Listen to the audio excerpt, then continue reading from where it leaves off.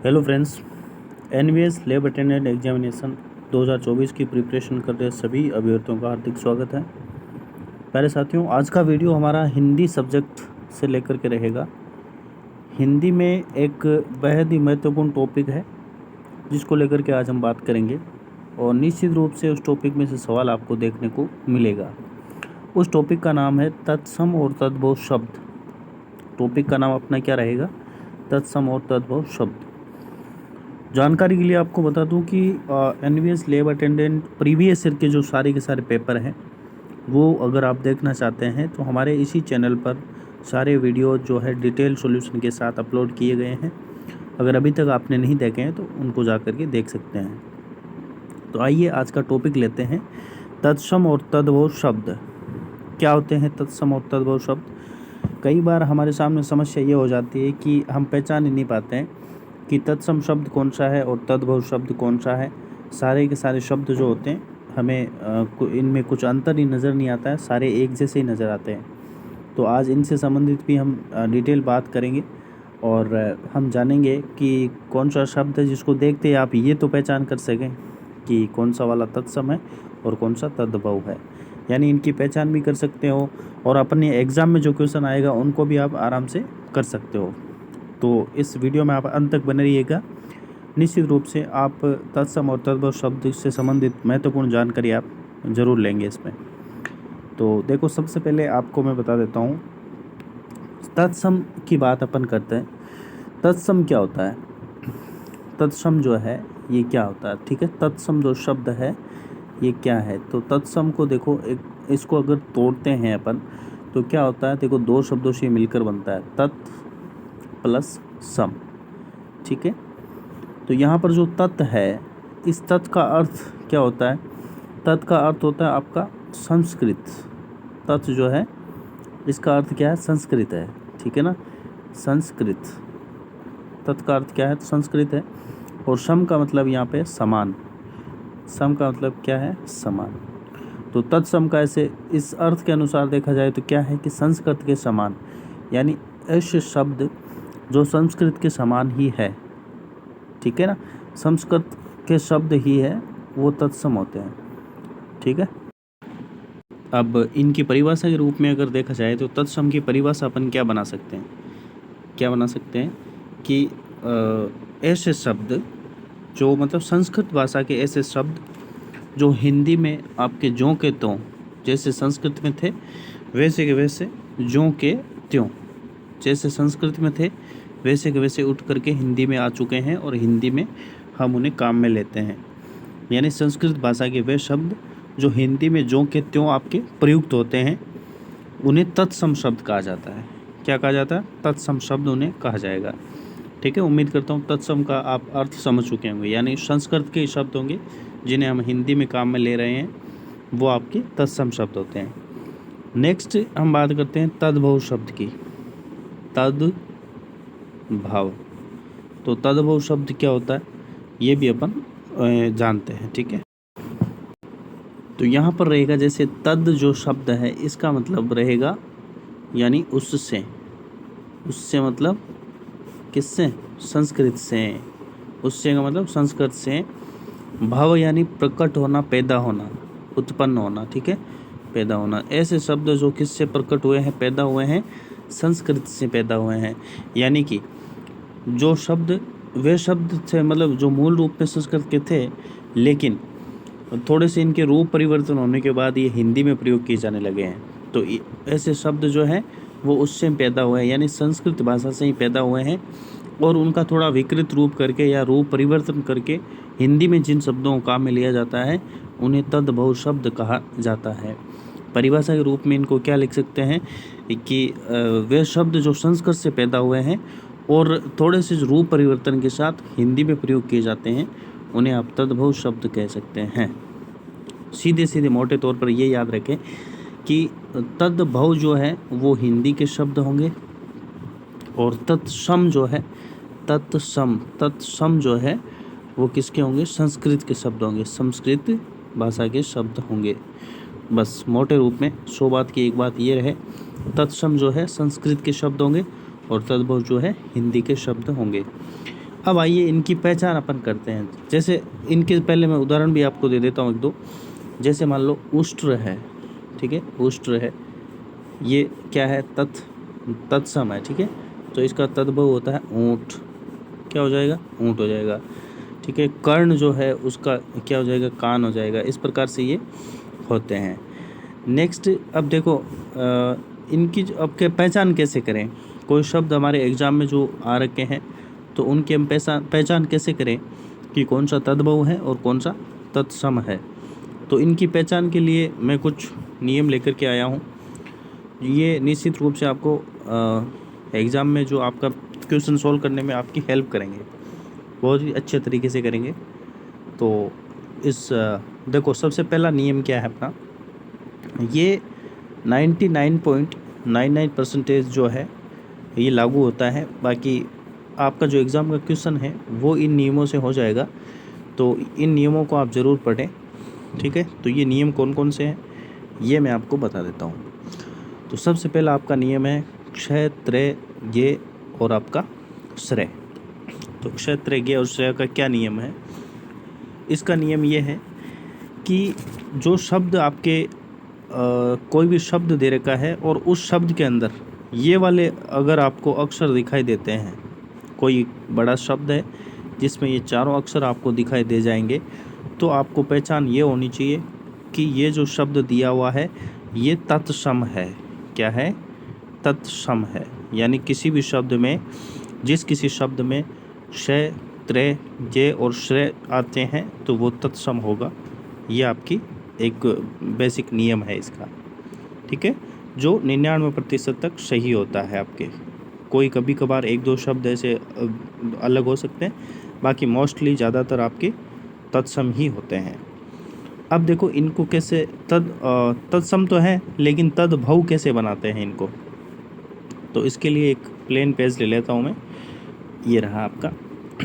हमने अभी बात की कि ऐसे कोई भी शब्द है जिनमें अगर क्षय, त्रय, ज्येय यह आता है तो वो जो शब्द होते हैं ना वो तत्सम शब्द होते हैं। जैसे उदाहरण के तौर पे, जैसे मान लो ये मैं लिखता हूँ एक बार अक्षत।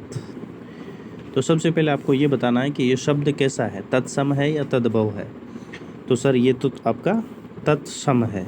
क्यों है तत्सम, क्योंकि इस शब्द के अंदर ये क्षय आ रहा है। और अभी हमने बात की थी किसी भी शब्द में अगर क्षय, त्रय, ज्ञेय और श्रेय आता है तो वो तत्सम होता है। तो ये आपको पहचान करनी है, क्षय, त्रय, ज्ञेय आता है तो वो तत्सम होगा, ठीक है।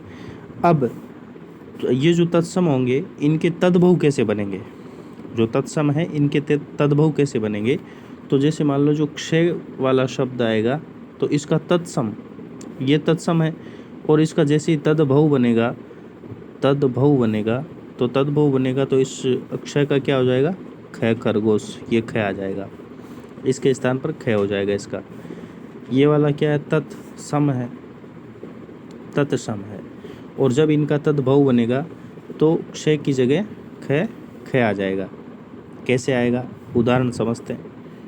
उदाहरण के रूप में अभी जैसे मान लो क्षेत्र लेते हैं अपन। ये उदाहरण हमने क्या लिया, क्षेत्र, ये लिया क्षेत्र। अब क्षेत्र को आपको, ये क्षेत्र जो शब्द है ये कैसा है, तत्सम है। क्यों है, क्योंकि ये क्षय आ रहा है। तो इस क्षय को तद्भव बनाने के लिए अपन क्या करेंगे, क्षय का ख लिख देंगे, है ना, और त्रय का तय हो जाएगा। तो क्षेत्र का जो है तद्भव शब्द क्या बन गया अपने, खेत बन गया। देखो इस तरह का भी ये तय हो गया यहाँ पे, ठीक है। तो इस प्रकार से ये नियम होते हैं। वैसे बाकी आप शब्द बहुत सारे होते हैं, शब्दों को आप नहीं रट पाओगे। शब्दों को रटने से बचने के लिए ये 6 से 7 नियम है, 7-8 नियम है। इन नियमों का अगर आप अच्छे तरीके से पढ़ लेते हैं तो एग्ज़ाम में आपके क्वेश्चन गलत नहीं होंगे। निश्चित रूप से आप पहचान करके अपना उत्तर आप सही कर पाओगे। तो इस प्रकार से ये अपने उदाहरण से समझा, क्षय का ख होता है। नेक्स्ट हम बात करते हैं त्रय, जो है त्रय का तय होता है। ये भी हमने समझ लिया है। देखो त्रय जो होगा ना, उस त्रय का क्या हो जाएगा त्रय का, तो त्रय जो है इसका तय बन जाएगा। त्रय है इसका मतलब ये तत्सम है, और तद्भव जो बनाओगे तो तय बन जाएगा इसका। ये कैसे बनता है इसको भी देखते हैं। इसका उदाहरण क्या हो जाएगा, जैसे मान लो आप ये लेते हैं मित्र। मित्र मित्र कैसा शब्द है, ये तत्सम शब्द है। क्यों? क्योंकि त्रय जो है तत्सम के अंतर्गत आता है। त्रय वाले शब्द तत्सम होते हैं, और त्रय का जब तद्भव बनता है तो त्रय की जगह तय हो जाता है। तो मित्र जो है इसका क्या हो जाएगा, तद्भव क्या हो जाएगा, मीत हो जाएगा। ये जो त्रय था, कौन सा, ये त्रय था, ये इसका तय हो गया। इसका मतलब मित्र का तद्भव क्या हो जाता है, मीत हो जाएगा, मीत। ठीक है। इसके अलावा नेक्स्ट एग्जाम्पल, अगर दूसरा एग्जाम्पल आप लेना चाहें तो ये ले सकते हैं पुत्र। पुत्र होता है, पुत्र का आप क्या क्या लिख सकते हैं, पूत लिख सकते हैं। पुत्र का पूत भी लिख सकते हैं। ठीक है। नेक्स्ट रात्रि ले सकते हैं। रात्रि का आप रात ले सकते हैं। रात्रि जो होता है, रात्रि, इसका रात हो सकता है। इस प्रकार से ये लिख सकते हैं। नेक्स्ट जो है आपका, इसमें हम क्या ले सकते हैं, क्षेत्र 2 हो गए, क्षेत्र, और ये आपका रहा गे से ज्ञानी बाबा। ये जहाँ पर ज्ञ आएगा वहाँ पे तत्सम होगा, लेकिन जब तद्भव बनेगा तो इस गे की जगह आपका क्या हो जाएगा, गे की जगह आपका जैसे जहाज हो जाएगा। कैसे होगा, मान लो शब्द अपन लेते हैं ज्ञानी। क्या शब्द लेते हैं, ज्ञानी। तो ज्ञानी का तद्भव क्या हो जाएगा, जानी हो जाएगा। जानी क्या हो जाएगा, जानी, जानी हो जाएगा। अगर शब्द अपन लेते हैं ज्ञानवान, क्या लेते हैं, दूसरा शब्द एक एग्जाम्पल के तौर पे ज्ञानवान लेते हैं, ज्ञान और वान। ठीक है, ज्ञानवान लेते हैं, तो इस ज्ञानवान का क्या हो जाएगा, जानकार हो जाएगा। क्या हो जाएगा, तद्भव क्या बनेगा, जानकार बन जाएगा। तो इस प्रकार से ये गे से ज्ञानी के जय तद्भव रूप में जय हो जाता है। नेक्स्ट हमने बताया था कि श्रेय जो आता है, श्रेय, इस श्रेय का जो है वो क्या हो जाता है, श्रेय का क्षय हो जाता है। श्रेय जो है ये आपका तत्सम है, और तद्भव बनाने के लिए इसका श्रेय का क्षय हो जाएगा। ठीक है, ये क्षय रहा आपका। तो ये कैसे होगा, एग्जाम्पल के रूप में समझे तो इसका देखो, श्रमिक अपना एक उदाहरण ले सकते हैं। श्रमिक जो होता है, इस श्रमिक का तद्भव शब्द क्या बन जाएगा, सेवक। सेवक, सेवक बन जाएगा। इसके अलावा श्रेम जो है, श्रेम का सेवा बन जाएगा। ठीक है। इसका एक इम्पोर्टेंट और एग्ज़ाम में कई बार पूछा गया सवाल है, श्रीगाल जो होता है, बेहद महत्वपूर्ण है। ये श्रीगाल बेहद महत्वपूर्ण मैं इसलिए कह रहा हूँ क्योंकि कई बार ही पूछा गया है और काफ़ी लोग गलत इसको करते हैं। तो श्रीगाल का जो है तद्भव शब्द क्या हो जाएगा, इसको आपको मोस्ट इम्पोर्टेंट करके याद रखना है।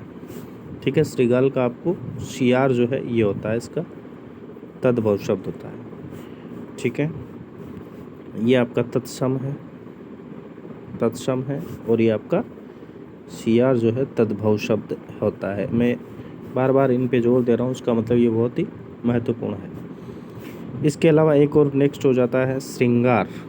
ठीक है, श्रृंगार बहुत बार आपके शब्द शुद्धि में भी पूछा जाता है। तो श्रृंगार ऐसे लिखा जाता है। ठीक है, श्रृंगार, ये श्रृंगार, ये ऊपर बिंदी आएगा। श्रृंगार जो है इसका तद्भव क्या बन जाएगा, सिंगार बन जाएगा। सिंगार ये होता है इसका। तो ये इम्पोर्टेंट है। अश्रु का अश्व हो जाता है, तो ये आप सभी जानते होंगे। अब देखो, हमने क्षय, त्रय, गे और श्रेय की बात की है। ये अपना केवल और केवल एक अपना नियम है, ये क्लियर हुआ है। कौन सा वाला, सबसे पहले वाला जो नियम था क्षय, त्रय, गे वाला, ये क्लियर हुआ है। ठीक है, हो सकता है वीडियो थोड़ा सा बड़ा हो। आज के वीडियो में अपन 4 ही नियम पढ़ेंगे, नेक्स्ट वीडियो में हम 4 और नियम पढ़ लेंगे। दूसरा होता है अनुस्वार और चंद्र बिंदु। तो अनुस्वार और चंद्र बिंदु ये क्या है, देखो, जो हिंदी के शब्द होंगे, ठीक है, हिंदी के और आपके संस्कृत के होंगे। तो हमने बात की थी संस्कृत के शब्द जो होते हैं वो आपके तत्सम होते हैं, और हिंदी के शब्द जो होते हैं वो तद्भव होते हैं। तो जो अनुस्वार वाले शब्द होते हैं वो तो आपके क्या हो जाएंगे, तत्सम हो जाएंगे। अनुस्वार वाले शब्द जो है वो तत्सम हो जाएंगे, और चंद्र बिंदु वाले जो शब्द होंगे वो तद्भव हो जाएंगे। चलो नेक्स्ट नया पेज लेते हैं इसका, और अनुस्वार और चंद्र बिंदु क्या है इसको भी समझते हैं। देखो, अनुस्वार, सबसे पहले तो ये जाने कि अनुस्वार होता क्या है। अनुस्वार क्या होता है, अनुस्वार कुछ नहीं है, जैसे अपन कोई नाम लिखते हैं और ऊपर लाइन खींच के फिर ऊपर ये जो टिमकी लगाते हैं, बिंदी लगाते हैं, ये है आपका अनुस्वार, ठीक है। तो ये अनुस्वार है। जैसे अनुस्वार में अपन नहीं लिखते हैं, जैसे अपन लिख देते हैं पंच लिखते हैं, ये बिंदी लगाया ऊपर, ठीक है। अपन लिखते हैं चंद्र लिखते हैं, क्या लगते हैं, चंद लिखते हैं, ठीक है। तो ये जो ऊपर बिंदी लगाती है चंद्र लिखते हैं, ऊपर बिंदी लगाते हैं, ये अनुस्वार होता है। तो अनुस्वार वाले जो शब्द होते हैं वो आपके कौन से शब्द होते हैं बताइएगा। अनुस्वार जिन पे आ जाएगा, यानी जिन पे बिंदी आएगी, जो केवल और केवल बिंदी है, ऐसे शब्द आपके तत्सम होते हैं। ये आपको याद रखना है।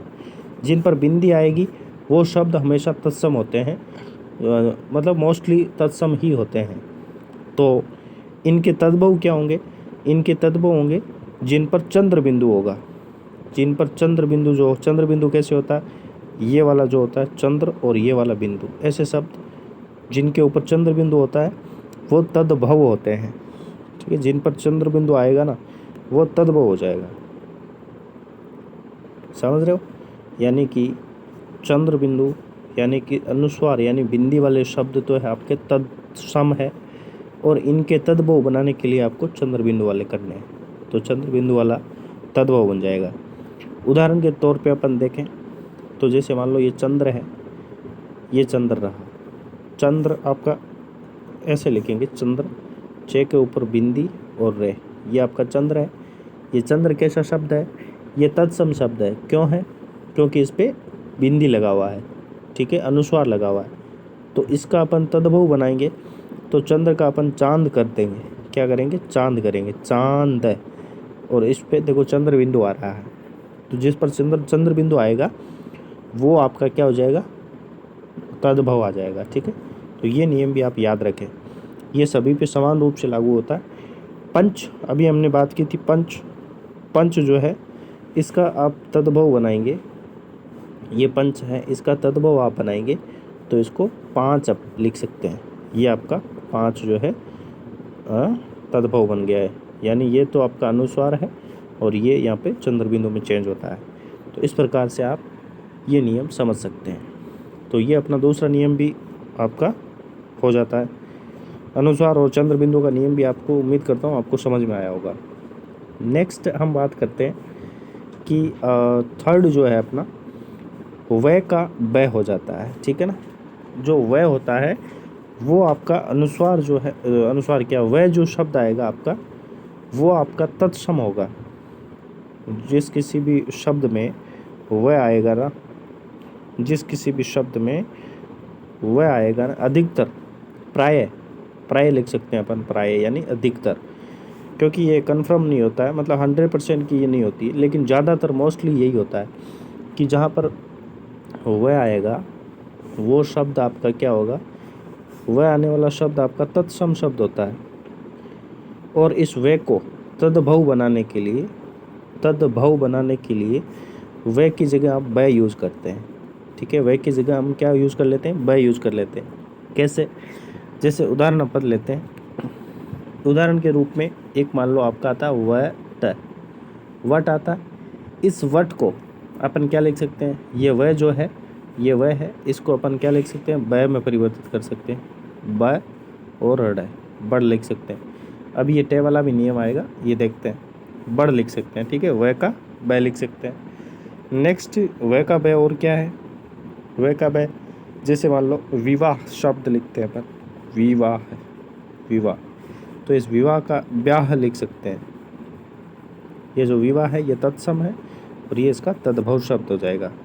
नेक्स्ट और अगर देखा जाए तो जो विद्युत होता है, विद्युत लिख सकते हैं, विद्युत, तो इस वी का आप बिजली कर सकते हैं,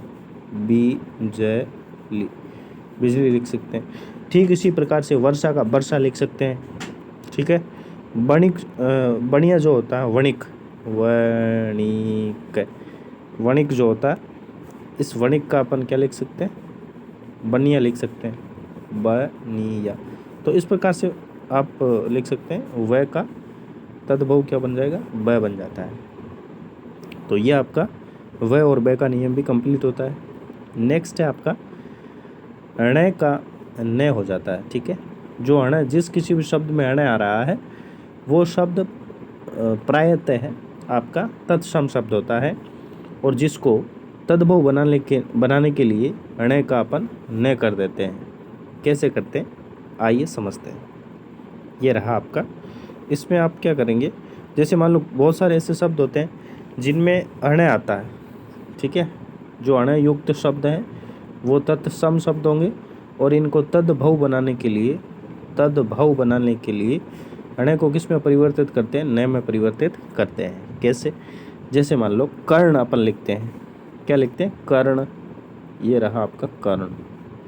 तो कर्ण का क्या लिख सकते हैं, कर्ण का अपन कान लिख सकते हैं, का न। कर्ण का क्या लिखा अपन ने, कान लिखा। घृणा, घृणा शब्द जो है, घृणा को अपन घिन लिख सकते हैं। जैसे मान लो ये घृणा है, ये घृणा है, इसको घिन लिख सकते हैं, ठीक है। और आपके जो आता है तृण, जो है तृण को तिनका लिख सकते हैं, दर्पण को दर्पण लिख सकते हैं। तो इस प्रकार से बहुत सारे अण्य का न करके भी अपन लिख सकते हैं। फिर इसका नियम नंबर आपका 4 के बाद आपके जो नियम है वो ये नियम आते हैं 5, 6, 7, 8। ये वाले नियम भी मैं इसी में इसके लिए मैं आपको थोड़ा सा बड़ा हो गया वीडियो, तो मैं नेक्स्ट वीडियो में आपको बता दूंगा।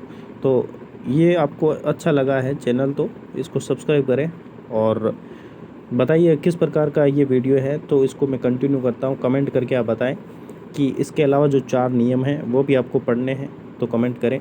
और वीडियो अच्छा लग रहा है तो वीडियो को लाइक कर सकते हैं, शेयर भी करें और चैनल को सब्सक्राइब करें। ये सबसे बड़ी बात है आपके लिए, ठीक है, जिससे मुझे मोटिवेशन मिलता है और मैं आपके लिए एनवीएस से संबंधित बहुत ही बेहतरीन कंटेंट मैं आपको उपलब्ध कराता रहूँगा। तो ये चीज़ आप करें। इसके अलावा ये जो नियम है, इन नियम पे बेस्ड भी आपके क्वेश्चन होते हैं। इन 8 नियम को आप पढ़ लेते हो तो उसके अलावा आपको जो है तत्सम तद्भव के जो शब्द हैं वो कभी आपके गलत नहीं होंगे। उसके बाद अपन जो प्रीवियस ईयर के क्वेश्चंस भी इसमें करेंगे। तो अभी तक आपने चैनल को सब्सक्राइब नहीं किया है तो चैनल को सब्सक्राइब करें और वीडियो में अंत तक बने रहने के लिए थैंक यू।